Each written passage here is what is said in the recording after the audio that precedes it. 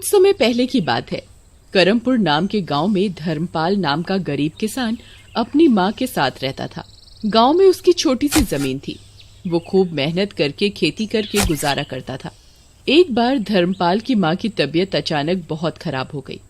उनके इलाज के लिए उन्हें अस्पताल ले जाने की जरूरत थी, लेकिन धर्मपाल के पास इतने पैसे नहीं थे।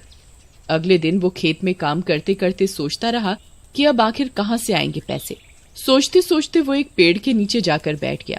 उस पेड़ के ऊपर किसी औरत के हंसने की आवाज आई। धर्मपाल ने डर कर ऊपर देखा। पेड़ पर लाल साड़ी में एक चुड़ैल बैठी हुई दिखी। उसकी भयानक शक्ल, नुकीले दांत और बड़ी बड़ी लाल आंखें देखकर धर्मपाल बहुत डर गया। कौन हो तुम? मैं माया हूँ। तुम पैसों के लिए परेशान हो ना? हाँ, पर तुम्हें कैसे? तुम जाकर बड़ी हवेली के राजन सेठ से पैसे क्यों नहीं मांगते? यदि उसने तुम्हारी मदद नहीं की तो मैं उसे देख लूंगी। पर तुम्हें कैसे?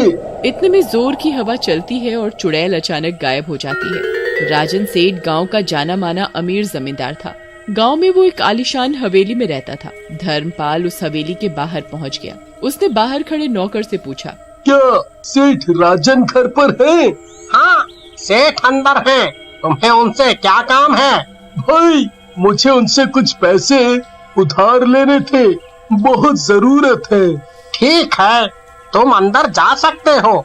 वो अंदर गया और सेठ के सामने जाकर हाथ जोड़कर खड़ा हो गया। कौन हो तुम और यहाँ किस काम से आए हो? सेठ, मेरी माँ की तबीयत बहुत खराब है। उन्हें जल्द से जल्द शहर के अस्पताल ले जाना होगा।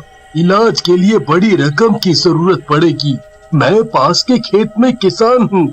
यदि आप मुझे कुछ पैसे उधार दे सकें तो बड़ी कृपा होगी। मैं धीरे धीरे करके आपके सारे पैसे लौटा दूंगा। ठीक है, कितने पैसे चाहिए बोलो? सब मिलाकर 20,000 रुपए लगेंगे साहब। मैं तुम्हें 20,000 रुपए उधार दूंगा, पर तुम्हें वो 3 महीने के अंदर लौटाने होंगे। मुझे मंजूर है सेठ। और धर्मपाल सेठ से पैसे उधार लेकर वहाँ से चला गया। उसे एक तरफ इतने पैसे लौटाने का डर सताने लगा, दूसरी ओर माँ की बिगड़ती हालत की चिंता। इतने में धर्मपाल उसी पेड़ के पास से गुजरता है। अचानक जोर से हवा चलती है और पेड़ से माया की आवाज आती है, जाओ जल्दी से अपनी माँ को अस्पताल ले जाओ, इससे पहले देर हो जाए। धर्मपाल घबराता है और दौड़ते हुए अपने घर पहुँचता है। माँ खाट पर लेटे हुए जोर जोर से खांस रही थी। माँ की नाजुक हालत को देखकर वो उन्हें कुछ नहीं बताता। माँ, हम आज अस्पताल चलेंगे। इलाज के बाद तुम बिल्कुल स्वस्थ हो जाओगी। धर्मपाल माँ को अस्पताल लेकर गया। वहाँ उनका इलाज करवाया। कुछ दिन में धर्मपाल की माँ स्वस्थ हो गई और दोनों वापस गांव लौट आए। अब धर्मपाल खेत में और मेहनत करने लगा ताकि उधार चुका सके, पर बदकिस्मती से उसकी सारी फसल खराब हो गई। अब सेठ के पास जाकर माफी मांगने और पैसे चुकाने के लिए थोड़ा और वक्त मांगने के सिवा कोई उपाय नहीं है। वो अगले दिन हवेली जाकर सेठ से मिला। तुम जब पैसे नहीं लौटा सकते थे तो हमसे क्यों मांगे? सेठ, मैं आपके पैसे लौटा दूंगा, पर मुझे थोड़ा और वक्त दे दीजिए। क्रूर सेठ को दया नहीं आई।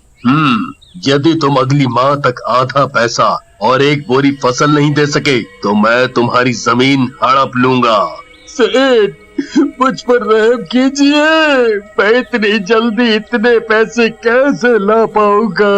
वो सब मैं कुछ नहीं जानता। कहीं से भी पैसों का इंतजाम करो, वरना अपनी जमीन हमें सौंपने के लिए तैयार हो जाओ। धर्मपाल दुखी होकर वहाँ से निकल गया।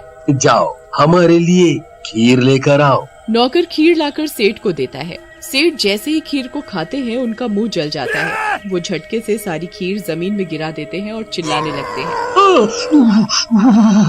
हाय रे, जल गया, मेरा मुंह जल गया।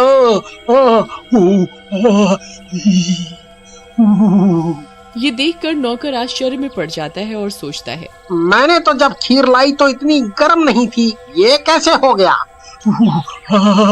मूर्ख, तेरा इतना दुस्साहस। नौकर डर से कांपने लगता है। पता नहीं साहब, ये कैसे हो गया? उतने में बाहर कमरे से एक औरत के हंसने की आवाज आती है। कौन है वहाँ? नौकर बाहर के कमरे की ओर दौड़ता है, पर वहाँ पहुँचने पर वहाँ कोई नहीं होता। ये किसकी आवाज थी? हवेली में तो कोई महिला नहीं है। सारे दरवाजे बंद कर दो, कोई अंदर ना आने पाए। ऐसे ही रात हो गई। रात को सेठ सोने की तैयारी करने लगे। उन्हें प्यास लगी तो वो घड़े से पानी निकाल कर पीने लगे, पर पानी पीते ही उनका मुंह जल जाता है। वो पानी का गिलास झटक देते हैं और चिल्लाते हैं, मैं जल गया, मैं जल गया। कमरे के दरवाजे के बाहर से फिर से औरत के हंसने की डरावनी आवाज आती है। कौन है वहाँ पर? इतने में पायल की आवाज आती है, जैसे कोई कमरे से दूर बाहर की ओर भाग रहा हो। सेठ नौकर को आवाज लगाता है। नौकर भागते हुए आता है और दरवाजा खटखटाता है। सेठ, आप ठीक तो हैं? सेठ दरवाजा खोलकर डरते हुए इधर उधर देखता है। नौकर के अलावा कोई उसे दिखाई नहीं देता। तुमने किसी औरत को यहाँ से जाते देखा? नहीं तो सेठ, यहाँ तो कोई औरत नहीं है। शायद आपने कोई बुरा सपना देखा होगा। नहीं, हमें किसी के हंसने की आवाज आई, जैसे दिन में आई थी। तुम जाकर बाहर देखाओ। नौकर बाहर देखने चला जाता है। सेठ आकर अपने कमरे की खिड़की से देखता है। उसे खिड़की से कुछ ऐसा दिखाई देता है कि वो सन्न रह जाता है। एक महिला लाल साड़ी में चलकर आंगन से जा रही होती है। सेठ को अंधेरा होने के कारण उसकी शक्ल नहीं दिखती, पर वो देखता है कि जमीन में उसके पैर है ही नहीं। वो जमीन की सतह से ऊपर है और तेजी से आंगन में लगे बरगद के पेड़ की ओर जा रही है। सेठ अपने पलंग पर बैठकर ठिठुरने लगता है। इतने में कोई उसके कमरे का दरवाजा खटखटाता है। सेठ डर के मारे बिस्तर से चिल्लाता है, कौन हो तुम? चली जाओ, मुझे कुछ मत करना, कुछ मत करना मुझे। दरवाजे की दूसरी ओर से आवाज आती है, सेठ, मैं हूँ। वो नौकर की आवाज रहती है। बाहर कोई नहीं है, मैं देख आया हूँ। आप किसे चले जाने को कह रहे हैं? सेठ दरवाजा खोलते हैं। मैंने किसी औरत को आंगन से जाते देखा। सेठ, मैंने तो अभी सब जगह देखा, कहीं कोई भी नहीं है। आपको भ्रम हुआ होगा, आप सो जाइए। 1 महीने बाद धर्मपाल का पैसे लौटाने का वक्त आ जाता है। जाओ, खेत में जाकर उसे बुला कर ले आओ। अब यदि वो उधार की रकम नहीं दे पाया तो उसकी जमीन हड़प लेंगे। नौकर धर्मपाल के खेत जाता है, पर वो जाकर देखता है तो वहाँ वो है ही नहीं। जरूर ये धर्मपाल पैसे चुकाने के डर से दुबक के घर पे बैठा होगा। मैं उसके घर जाकर देखता हूँ। नौकर उसके घर की ओर जाने लगता है। रास्ते में उसे चलते हुए अचानक पीछे से पायल की आवाज आती है। वो पलटकर देखता है तो कोई नहीं होता। जैसे ही वो आगे मुड़ता है, उसके सामने लाल साड़ी वाली डरावनी चुड़ैल खड़ी होती है और डरावनी आवाज में कहती है, मैं माया हूँ। अपने सेठ से जाकर कहो कि यदि उसने धर्मपाल को पैसों के लिए परेशान किया तो मैं उसे खा जाऊंगी। ये कहकर चुड़ैल गायब हो जाती है।